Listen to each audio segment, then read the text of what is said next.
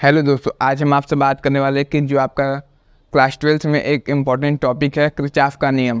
तो ऐसे में आपको किरचॉफ का नियम कैसे पता होगा कि किसने दिया था और इसका कार्य क्या होता है।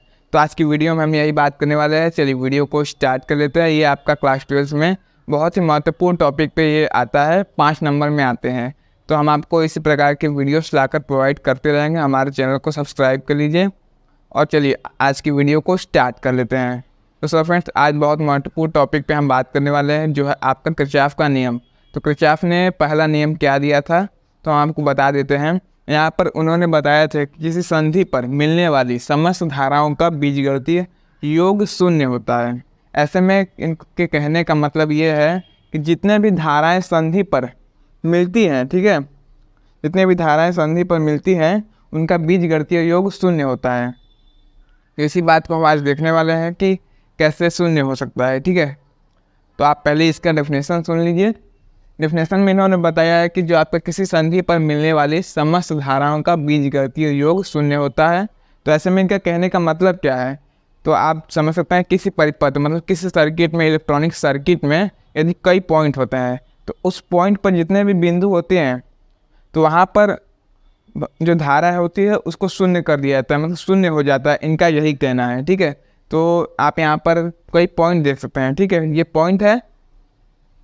इस पॉइंट के अनुसार आप यहाँ पर देख सकते हैं, यहाँ पर कई धाराएं आ चुकी हैं। तो आप यहाँ पर देखिए I1, I2, I5, I4 और I3 धाराएं यहाँ पर दिख रही हैं। तो यहाँ पर हम आपको बता दें कि जो I2 और I1 है वो धारा संधि की ओर आती हुई प्रतीत हो रही हैं, और जो I3 है, I4 और I5 है वो संधि से दूर जाती हुई प्रतीत होती हैं। तो आपको इतना पता होगा कि जो आपका जो संधि की ओर आते हैं उनको प्लस में पॉजिटिव देखते हैं हम लोग, और जो संधि से दूर जाती हुई प्रतीत होती हैं उनको नेगेटिव में देखते हैं। तो इसी प्रकार को हम लिख लेते हैं। ठीक है, तो हम आपको बता दें I1 और I2, जैसे हमने यहाँ लिखा हुआ I1 और I2 को हमने प्लस से दर्शाया है, और माइनस I3 क्योंकि ये धारा दूर जाती हुई प्रतीत हो रही है। तो माइनस I3 और माइनस I4 माइनस I5 क्योंकि ये तीनों ही धारा जितने भी हैं ये दूर जाती हुई प्रतीत हो रही हैं। ठीक है, तो हमको इनको माइनस में लिखा है। ठीक, उसके बाद इक्वल टू 0 इसलिए लगाया है कि इन्होंने बताया है कि जो बीजगणितीय योग होता है वो शून्य के बराबर होता है। तो यदि हम इसको I3 और I4 I5 को इस साइड भेज दें तो ये आपका इक्वेशन ये बनता है कि आपका I1 plus I2 is equal to I3 I4 और I5। ये आपका इक्वेशन बन जाता है। इनके कहने का मतलब है जो ये I है वो इज इक्वल टू 0 के बराबर है। यदि इस पर कोई न्यूमेरिकल करते हैं तो आप न्यूमेरिकल में भी देख सकते हैं, यहाँ पर दिया गया है I1 is equal to 2 ampere का मान दिया गया है। ठीक, और I2 का मान 4 एम्पियर दिया गया है।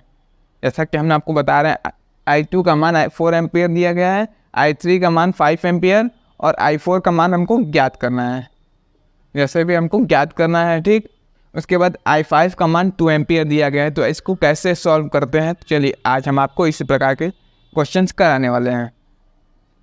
तो आप यहाँ पर देख सकते हैं I1 प्लस I2 बराबर I3 plus I4 plus I5, ये हमारा इक्वेशन से मिला है फॉर्मूला। ठीक है, उसके बाद यदि हम इसमें मान रखते हैं तो I1 का मान दिया है 2 एम्पियर तो 2 रख दिया, और I2 का मान दिया है 4 तो यहाँ 4 रख दिया, I3 का मान 5 है तो 5 रख दिया, और I4 का मान हमको ज्ञात करना है, और I5 का मान यहाँ पर 2 दिया है तो 2 रख दिया हमने। अब इन सभी को प्लस माइनस करने के बाद जो रिजल्ट आएगा उसको हम देखते हैं। ठीक है, तो यदि हम 4 और 2 को प्लस करते हैं तो यहाँ पर 6 हो जाएगा, और 5 और 2 को प्लस करते हैं तो यह 7 हो जाएगा। उसके बाद यदि हम इसको इस साइड भेज देते हैं तो यहाँ पर प्लस I4 हो जाएगा। उसके बाद इज इक्वल टू 6 माइनस 7 हो जाएगा। तो यदि हम इसको घटा लेते हैं तो I4 इज इक्वल टू -1 आता है। तो माइनस का क्या मतलब है, माइनस का ये मतलब है कि ये धारा जो है संधि से दूर जाती हुई प्रतीत हो रही है।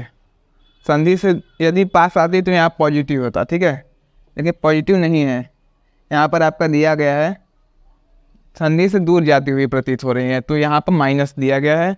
तो सो फ्रेंड्स, इसी तरीके से आप किसी भी I4 I5 I6 जितने भी धाराएं मिलती हैं उनका मान ज्ञात कर सकते हैं।